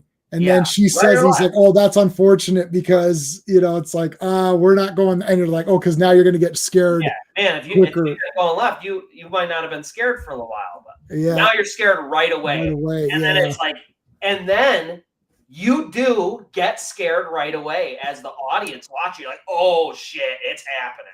Yeah. So probably that one more, but I am a huge zombie lover, big zombie movie fan. I mean, so it's hard to say one way or another. It just depends on the mood, I think. Are you a slow lumbering zombie fan or a running aggressive zombie fan? Slow lumbering, personally. Yep. I'm a purist. Same. That's the correct answer. That's the correct answer. You will be asked on again. It's two different movies, right? A running zombie movie is it's not even a horror movie at that point. It's a thriller. It's high octane. To me, the fear of a real zombie movie is, number one, the human element of being enclosed and the danger other people pose. But then it's the slow crushing. It's like you're in a trash compactor. You're fucking stuck. It's going to crush you eventually. I guess you could try to stay alive as long as you want, but the end is inevitable. And I love seeing that. How the characters react to the end and what happens. Yeah, that is the point of zombie movies. This movie, they're diseased or whatever. It's like, and they have their wits, so it's not mindless. Zombies or whatever. Like, it's kind of like, okay, a little bit different. Oh, there's the girl with the lady cop or whatever. It's like, I love the babysitters too that come in. All of a sudden they're like these badass babysitter chicks. Like, and they tried to kill Marley Shelton earlier. Yeah, well, she was being rude to them or whatever. But it's like, but she's being rude in a way that like is like, well, you don't know what happened, and the kid, you're supposed to be taking care of the kid, and they obviously don't care anyway. So whatever. Now they're on the bike. I think the thing with Death Proof was that after the first act, that's a 2-act movie. Yep. After the first act, Kurt Russell is not in it as much until the chase, and you're like, and it's like I missed him. I was like, oh, I want to see him, but we already got the point of what he's doing, so. Now it's like a different. The movie resets itself. It's like okay, now it's a new thing, and then they reset it. But yeah, Death Proof is awesome. But this is just, I think maybe even those two movies, I guess, I kind of like those two movies together. I'm wondering if they maybe should have swapped the order. Well, maybe not. I actually prefer, because I saw this as meant to be seen with the two movies, and this played first, then Death Proof. Okay. And that's how if I were going to watch them, that's how I'd want to do it first. I agree with you. That's how they showed it, and we had a discussion. I remember we had a discussion. Like, maybe they should have swapped those around, because a couple there's a lot of us, like 5 or 6 of us went to this. I was like, guys, we gotta go see this. Like, let's go. And it was pretty divided. A couple of guys were like, I don't like Death Proof, it's kind of boring, and they're like, but the Planet Terror was awesome. And then I literally knew a couple of people were like, I fucking hate Planet Terror. It's shit. It's stupid. But I love Death Proof because they wanted a more serious character if you go into focus. this wanting something serious, you are gonna hate it. It's like, I mean, but like for me, I love them both because I'm a nerd in general that likes many different kinds of, like, I own 300 or 400 black and white movies. Like James Cagney is my favorite actor. So like, I'm not just watching Ilsa and Terrifier. I'm also watching black and white. Like we're watching, Lawrence of Arabia is one of my favorites. Ben-Hur, Seven Samurai, right? Whatever. So like my second favorite movie is 2001: A Space Odyssey. My first is Conan the Barbarian, but so I like Conan better than 2001. Okay, but whatever, they're both equally good. So I can appreciate it. Though, like if you really love to study film and stuff like that, it's like it's different types of art. It's like trying to compare a Picasso and a Monet. They're not even the same concept. You can't go into there with the same thing. It's right. This movie is a masterpiece for exactly what you saw. The trailers, you saw the poster. You didn't accidentally see this movie. It was rated R. I don't know what was rated in Canada. It's a commentary on a genre. So it's like, you should. If you went in there not knowing the genre or not expecting that genre, maybe. But if you did, then what the hell else were you expecting? Yeah, I usually go in with the expectation that I'm gonna enjoy what I'm watching, because I don't see every movie that comes out, because you have to make a judgment call. You don't have unlimited money or time, so you see a bunch of trailers. That looks cool. That doesn't look cool. So then you go based on that. But Tarantino's name, Rodriguez's name, the subject matter, the look of the movie, just like the premise of what it is. This is like, it checked every box, and I walked out of that. I was like, this was awesome. I bought whatever I could. Yeah. Like I have a Death Proof wallet. Like it's Death Proof, and it's like I'm like, okay, do I need this wallet? Sure, I need this wallet because it says Death Proof on it. It's got the car on it. Like, come on. Yeah, that's bad. Do I need to buy a figure of Cherry Darling? Of course, because she's awesome. Right? It's like, I mean, it was great rewatches because I hadn't watched this in a long time, and I know you. I don't know if who recommended it was if it was. I don't know if the Pete was like, "Hey, we're gonna watch this." Basically. Okay, so Pete just said we're gonna watch. Yep. Okay. Yeah. Because I was like, man, I'd never seen this one. I was like, it just popped up. I'm like, I want to watch this one, and it was kind of one of those I call. This one was my call. What do you guys call Freddy Rodriguez is like the main guy? I like him. He's a ninja. I really liked his character, and everything I've seen, I don't think I've really seen Freddy Rodriguez anything where I've been like, where I just didn't like his performance or him as a. Yeah. I think he was really good in this as the lead. Yeah. Yep. It's just interesting to choose like your main character. He's a little bit shorter. You know what I mean? Yep. It's like, interesting. Okay. And he's awesome in it. Yeah, it breaks away from the norms of like the action genre. I mean, this is obviously it's action, horror, an amalgamation of those two things. But yeah, it was a good choice for a leading man, and him and Rose McGowan played off each other really well in their scenes. Chemistry, yeah. Yep. Yeah. The first thing I ever saw him in was 6 Feet Under. I remember that. By the way, I consider that to be the best television show ever made. 6 Feet Under. Okay, I've not watched that. For me, it's Doctor Who, Star Trek, Blake 7, 66 Batman. I also like the Cosby Show a lot. Fair enough. I know I'm not allowed to now, but I don't care. Mine are like what? This is Miami Vice. Miami Vice is fucking fantastic. I love that. No. The Jeffersons. That's a great show. I watched so much In the Heat of the Night. It's that's good. The movie's awesome. And this is something a lot of people might not know unless they're longtime listeners, but I am a huge fan of the show Dallas. I fucking love that show. And honestly, at one point, Who Shot JR was the most watched episode in TV history. Yeah. Because it was a huge cliffhanger. For sure. I remember people talking about I didn't watch it. I was way too young, I think, to have been. I was a wee like 3 years old when that happened, but that show ran for 13 seasons from 78 to 91, and I was about 7, 8 years old, and I was watching it with my grandma, my mom's mom, and she wasn't supposed to drink. We had this old 1950s like ice box out in the back porch at my parents' house, and there was a back door to the bedroom that she was in, which would later become mine after she passed away. So she'd be like, Petey, go out there in the ice box and get me a Miller High Life. And I'd go out there and get her Miller High Life, and she's sitting here with her freaking Winston Light 100 sticking out to here, crack that can open. She'd be like, take a sip. I'd be like, I can't. Just take a sip. Like, all right. Take a sip. Oh. Give it back. She goes, now you can't tell on me. Damn. Dang. Come on, Grandma. Oh, that is awesome. That's lie. I'd sit here and watch Dallas with her while she chain smoked and drank beer. Oh, we used to in Canada, they'd sell anything to anybody. I'd go buy smokes I was a little kid. I can't reach the counter, and I'd buy. I still remember Demorier king size. It was my grandfather's brand, and then Viscount or something. I don't know. It's a weird name. That was my aunt's cigarettes, and they'd give me money. I'd go buy smokes for them as a little kid. Yeah. It's like nobody cared. It's like I grew up in Sterling, literally a village, and it was the same thing. I go, they knew who I was getting it for, what was going on. Yeah, no one cared. Yep. I wanted to mention the helicopter.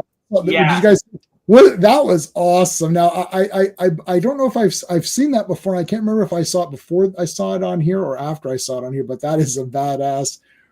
It's like the lawnmower part in Dead Alive. Get the lawnmower out. Yep. It's like mow everybody down. Rose is acting here. Oh, I was gonna say the helicopter scene triggered any Vic Morrow fans. Is that that's the that's a deep cut. Is that nobody Twilight Zone the movie? Twilight Zone the movie, yeah. The guy really got nailed. Yeah, I was gonna say it's the Twilight. He got his head. Him and it was like two. They were like, I can't remember what they were. They were. It was supposed to be in Vietnam. The scene was taking place, so there were two little kid actors. They got him and all three of them. Yeah. That was a bad joke. And they were supposed to like not play. Bad joke. That movie still came out anyways. In Sword in the Sword. It's a good movie. Well, it's just the popular ones. They just took the popular episodes and put it in a movie. It's just the actors that are in them that make them so memorable. Because was it John Lithgow was the gremlin on the plane one? Terror at 20,000 feet or whatever it's called. Yep. It was Shatner before, I think, and then they switched it to I don't know who. Yeah, was it with John Lithgow in the movie version? Yep, it was John Lithgow. I haven't seen that movie in I don't think I own that movie. Me either. Let me check. Because I bought a which is cool because I haven't seen the original Salem's Lot in a while. I bought this. It's the King of Horror. It's that's a movie Stephen King collection. I got it for like $13 at Walmart. The plastic's still on it. I bought it like probably 6 months ago. But it's got Salem's Lot, The Shining, Creepshow, Cat's Eye, the 1990 It, Shawshank Redemption, Green Mile, and Dreamcatcher. Those are all good. Great, yeah. I've never seen Dreamcatcher. It's okay. Cat's Eye, it's cool. That movie as a kid. That was such a that's a cool movie. But and the Salem's Lot, which I watched. That's awesome. The new one, I'm like, ooh, I haven't seen the original in a while, so like that basically hooked me because like here's the cover of it right there. Yeah, no, that is cool. Yeah, that is cool. Yeah, and Shining, which has to do with the story, but it's Kubrick, so it's awesome. I had her watch that for the first time, probably like less than a month ago. We watched it. The Kubrick one, Have you watched Dr. Sleep yet? We started it and haven't finished it yet. I liked it. It's good. I love Ewan McGregor, of course. I think it's kind of cool that they made it a sequel to the movies. I haven't read the book, either of those books, even though I've read a lot of Stephen King. Broad strokes, it's the same. I never read The Shining. My friend, whose name is Steven, has every Stephen King book in hardcover. Okay. And I think he likes. There was the TV miniseries, which was a little bit more faithful Um, Yeah, I'm a but- big King fan. Actually, my very first tattoo ever was from the Dark Tower. So, Oh, cool. I did read The Gunslinger, the first book or whatever. okay. Yeah, excellent. No, You got to go through the whole thing. It ties a lot of his stuff together. Yeah. The Dark Tower movie was kind of didn't they make a movie out of that with like Yeah, I Idris didn't watch Elba? I've never heard anything good about the movie from Matthew anybody McConaughey. who's read The only book. thing I ever heard that was even decent was that Matthew McConaughey did make a good Man in Black. Yeah. And the rest of the movie was utter trash, so it didn't matter. Yep. That's Yeah, and pretty that much first book is the Man in consensus.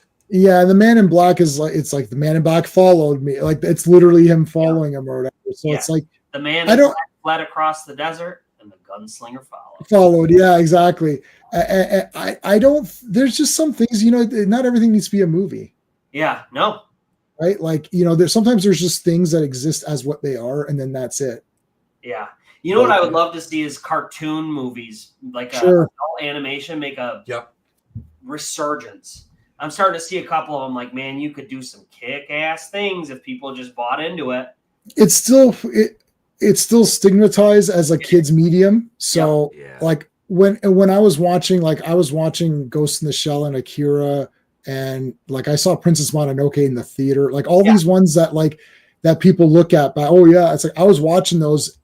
Like I grew out. I'm not saying the Disney movies are bad at all. I watched them all in the theater. My grandfather would take me. I like the Disney cartoons, but I started to graduate to Akira, Ghost in the Shell. I had like Doom Megalopolis. Like there's all these weird ones. Like, anyways, and people are watching. Oh, I thought Lion King was so good. I'm like, it's literally that Kimba White Lion. So I was like, So I wasn't that into those cartoons. I was watching anime because I grew out of those cartoons, and I started to realize that wow, there's a lot of great animation out there that's for teens and older. It's like a different medium. Medium. It would be like watching one television show, Right. and then basing all television off of that one kid show. It's like, yeah, you don't go watch a show on Disney Plus and then think that's how all TV shows are. Right. I mean, it's a genre. Some for kids, some for adults. Anime is just the style of the art. Yeah, that's not so. We like as kids, we called it Japanimation. It is what it is. That's what the term that we use. Yeah. And I remember buying these tapes. I would go to the downtown video stores, and I was buying tapes that were dubbed for $35 on VHS. Yep. Like just for one, like Project Echo. I had like a bunch of them, and it's like now you can get all these in 2 seconds, but for nothing. But it was tough to get these. Like Akira was like, $30, and it's like, oh, I've got Akira, and it was dubbed with the guy's voice from Leonardo from Turtles. But I'm like, hey, it's like it's something to watch. And I was showing it to my buddies, like, whoa, what is this? This is insane. And then Ghost in the Shell, nobody understood anything. Yeah. Everyone's like, this movie's awesome. I have no idea what's going on. All I know is that it's awesome. It's like, and now I have every Ghost in the Shell thing there is. But anyway. Yeah, like it's a different way to tell stories. And people, they should do a lot of these things like that. It would be way better. It costs less. Yeah. And some of the ideas that it's like, especially if you're doing like a book to movie adaptation, there's sometimes you read stuff, you're like, how would you even do this? There's just no way to make it look good live action. But if they did adult animation, you could see some, I don't know, it'd be sweet. Yeah. So are we rating this? Or I mean, I don't know. Like, what do you want to? I mean, we can. I mean, but it's a masterpiece. It's rated. It is. I don't know. For what it is, yeah, this absolutely hits every note there is to hit. I mean, I got no choice other than give this one a 10 out of 10. I mean, what the hell else are you gonna give it? It delivers. Like if you had a checklist of what these kind of movies were supposed to be and what your expectations were, then this met or exceeded all of them. I mean, I can't knock this movie down for really anything. No, it's exactly what you want if that's the mood you're in. Yeah, I don't know. Like even if I was scrutinizing it because it's got the built-in factor of, well, that's what a grind. Well, the plot was a little bit shaky because we lost but that's what happens in these movies. Right. It's like, that is what the bad guy. It's like they didn't solve anything. I literally had people Walking Dead was a great experience to see viewers in horror because it was a mainstream horror show that had a lot of gore, and it was about zombies that mainstream viewers were watching. A lot of normies were watching that. So I got to see people's opinions. Yeah. I remember people talking to me saying, wait a minute, well, if this guy dies, he became a zombie. I was like, yeah, that's how it works. It's like, that's what zombies are. And they didn't know. Literally, the guy's like, oh shit. And I was like, you know what? I was like, I didn't realize that, people didn't watch every horror movie that came out like I did. I'm like, you guys don't know what's going on in this too. And I remember when Glenn died, everyone lost their shit. I was like, yeah, he got his ass kicked. What do you want? You guys brain smashed in.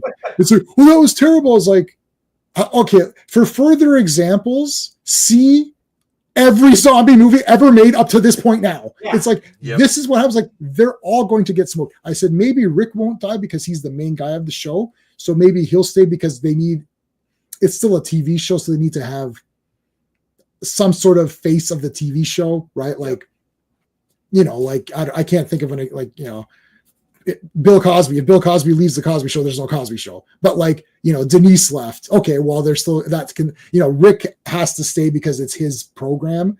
So it's a TV. It's not like a comic where anything can happen in a comic as long as it continues on. But you need one guy. But I was like, anyone else to me is fair game. I was like, that kid could die. Well, they wouldn't kill that kid. I was like, why not? That kid, they could smoke that kid anytime they want. It's a zombie movie. Anything goes. So, anyways, that's this movie. Anything goes. The Walking Dead comics were the one, and when at the time I was working at a Chrysler dealership, and a lot of the guys there were they were normies in terms of horror. So, right. And I had read the comic already, and I was up to date. I was so angry when that comic ended. The way Kirkman ended that pissed me. I'm still mad about that shit. I had not read any of it, and I'm a comic book guy. I have 3 out of the 4 omnibus for that. Oh, awesome. Yeah, I need to get the 4th one. But they totally changed Andrea from the comic to Michonne, because Andrea was Rick's girl after the whole thing boiled down to when Frank Darabont left after season 1, he sued him. Frank Darabont had a lot of actors on that show that were loyal to him. One of them was Laurie Holden, who played Andrea. Yep. So in season 3, when they write her character like a complete fucking moron, interesting. She was going through a contract dispute, and they were like, fuck it, we're writing her off. And same thing with Dale. His character died because the actor was pissed off about what they did to Darabont.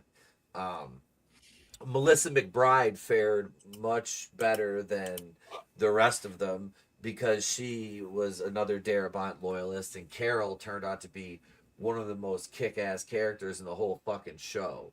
Yeah. The only thing now, I've watched the whole show a couple times and read the comics a couple times. The thing that killed me about that was when Scott Gimple left as showrunner, because he was running it after Darabont, and then he made Angela Kang showrunner. Then you got to see all the female characters get propped up over the males, and a lot of the storytelling it slowed to a snail's pace. The All Out War was 8 episodes in the comic. It was 16 episodes in the show. I'm like, what are you doing? I was like, you could have wrapped that and then introduced the Whisperers in the back half of season. Was it season 8? Yeah, season 8. Yeah, but this is. I know. I was just talking about this last night. I like long form shows, episode. I was a huge fan of Lost being 22 episodes, stuff like that. I like that format. But the writing has to be able to keep pace with that. And with the number of characters they have on The Walking Dead, there's no excuse to have too many bottle episodes and just slow paced story.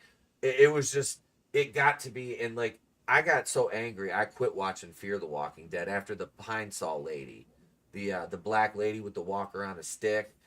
I didn't even get to that. Able-bodied men, they can't hear this walker coming, and this old obese woman, I'm like, come on, man. Like, this is fucking, like, even in terms of the universe, I'm like, these people are fucking stupid. Like, I'm like, I checked out. I was like, I'm done. I Yeah. There's too much plot armor. It's all, yeah, there's a lot of plot armor in that show where it's like, it became too big that now it's like, well, now it's ads, right? So stretch that sucker out, make it, if it could be one episode, make it two, right? Let's get more production out of it. Let's get more ad revenue. Let's sell more. And I think it lost its spin-offs. Like, there's like 4 of those things. Holy cow. You got Dead City, Daryl Dixon. Daryl. You had Fear the Walking Dead. You have Walking Dead Stories, which are like Tales of the Walking Dead, which is like the webisode series, which was basically fully produced episodes for the web. They were just shorter form. But yeah, there's just and originally, before, this is all pre-COVID, they were supposed to do a Rick Grimes movie, which got delayed because of COVID. Yes. And then Andrew Lincoln left the show, and they're like, fuck it, let's still go to the Commonwealth and do that whole storyline. I'm like, and you have the Rick Grimes show, Rick and Michonne. What is that? The Ones Who Live. That's the Rick and Michonne show. I'm so stunned. I didn't know any of this. Is that 60 just named? Like, what? Wow. I watched up to season 7 or something, then I stopped. I got to maybe 5 and was like, all right, I'm done. Yeah. And I didn't even mention The Walking Dead, The World Beyond, which was the YA Walking Dead, which I watched the first season. My wife and I watched it, and I just was sitting there going like this. The first episode, all the characters are stupid ass teenagers, and I'm like, the main character, this girl, I'm like, I want her to die, and I want her to die now. Like, oh Lord, these characters, they're just. So I quit watching it, and the only reason I was watching was because they would have post-credit scenes, and it was all teasers about like what happened to Rick and this and that. And so I got to the point where my wife would DVR it, and I would fast forward through the whole episode in season 2, because they only did 2 seasons of it, thankfully, and then they took that horse out back of the barn and put one in the back of its head. Old Yeller sound. But I would watch the post-credit scenes, and that was the only thing that was worthwhile because the show is so fucking dumb. It was, like, I remember here, like, when they first were like, oh, we're going to do a limited run series, 2 seasons, The Walking Dead, The World Beyond. I'm like, oh, cool. And then it's like one of those things where, like, it's like Family Guy. Yay! That was basically it with that show. 1 episode in, I'm just like, then I watched the rest. There was only like 8 episodes, though.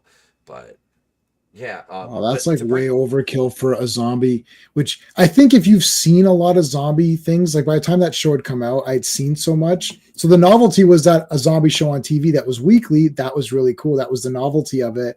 It wore its welcome for me when I started to realize that they've realized that this is now a TV show and not a zombie thing. Yep. It's like characters would stay on and on and on, and then there's more threads and they're adding more and doing this. I'm like, okay, hold on a second. We've lost the fact that at any moment in time, anyone can get killed by a random zombie attack. That's what Jesse's mentioned this earlier. That's the thing. They're slow, but they're always around. Yeah, it's like there's nothing especially difficult about parenthood except it doesn't end. It's all the time. It's your world now. You are now a parent. You're not, it's like once you're in the zombie world, it's like, well, you still have to live, but now there's zombies all the time. They don't take a nap. They don't take a break. They're there. They can't be bargained with. They can't be reasoned with. They don't feel pity or remorse. And they absolutely will not stop until you are dead. That was nice. That was a nice setup. Can't be reasoned with because it's a fucking house. All right. But that'll I think that's that'll about wrap her up. Jesse, go ahead and plug your channel one more time, sir, and I'll drop. Oh, I appreciate it. Yeah. Well, first of all, thanks for having me on, guys. This was awesome. I would love to do it again if you'll ever have me. Yes. But yeah, my main thing, the Orator. Once a week, every Friday, I come out with a fresh new story. They're always firsthand true accounts of supernatural activity told in long form story content. It's meant to be scary, a well-told, concise story. And I mean, it's really one of those things you should watch at night, lights off, and be prepared to get scared. They're genuinely terrifying, most of them. My older kids watch them and have nightmares, so they probably shouldn't watch them, but they love it and they watch it on their own when I'm not around. So I caution. They're pretty scary, like genuinely.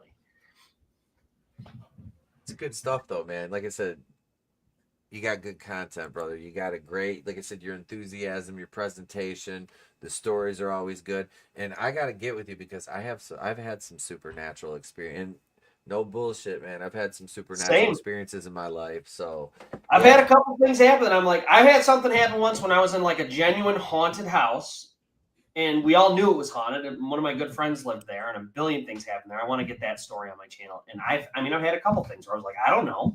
I wish I could explain it. I wish I could. It scares me that I can't. So, thank you for coming on, brother. Thank you for having me. Honestly, it was a great night with you guys. Absolutely, bro. Jay, thank you as always, sir. You got your stream coming up later on the week, right? I don't know. I do every Monday is Avengers comics. Every Friday is Fantastic Four comics. I started posting some blaxploitation movie reviews just to throw that out there. Maybe somebody might get some interest in that, because that's another thing I'm interested in. I'm interested in everything. So I like it's random, but mostly I do the comic stuff because that's easy to do. So there you go. And you guys know where to find me, patreon.com/wrestling with horror 420. Go on over there. I will upload something tomorrow on there for you guys. Probably get How High up there. And Stranger Things stream on Thursday for Thanksgiving after the Lions are done winning against Green Bay. After the Lions win, I will we'll do a Stranger Things stream here on Thanksgiving Eve. So for J-Man and our guest, Jesse the Orator, we thank you so much. We don't see you. Have a great day. Pleasant tomorrow. We'll catch you on the next one. And remember, it's always better to burn out than fade away. Deuces.